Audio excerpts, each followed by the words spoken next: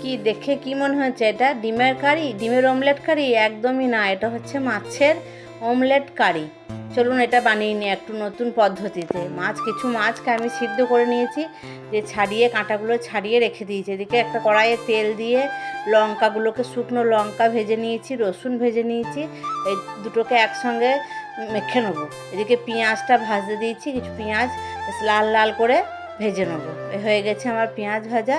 এবার মাছের সঙ্গে রসুন, লঙ্কা, পেঁয়াজ সব মাখিয়ে নিয়ে মাছটাকে রেখে দিলাম। এবার এদিকে পাঁপড়টা আমি জলে ভিজিয়ে নিয়েছি।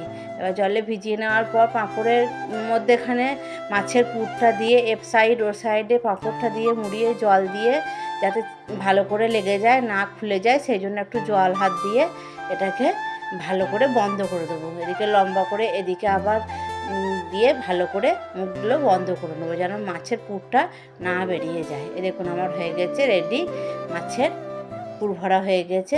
এবার এক এক করে অমলেটগুলো তেল দিয়ে ভেজে নেবো কড়াইয়ে। ভালো করে লাল লাল করে ভাজা হয়ে গেছে। এবার ওই তেলের মধ্যেই কিছু পেঁয়াজ কুচো দিয়ে পেঁয়াজ কুচোটাকে ভাজতে দেবো।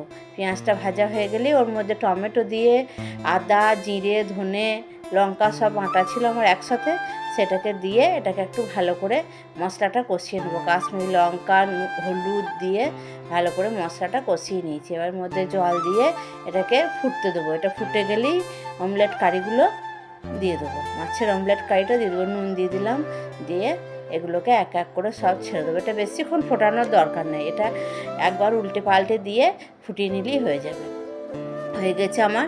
এবার কাসুরি মেথি দিয়ে এটাকে আমি ঢাকা দিয়ে কিছুক্ষণ রেখে দেবো। তারপর পরিবেশন করব। ভাত, রুটি যার সাথেই খাবেন দারুণ লাগবে। দেখে ভালো লাগছে না? লোভনীয় লাগছে না? আপনারা বাড়িতে বানাবেন, আমাকেও কমেন্টে জানাবেন।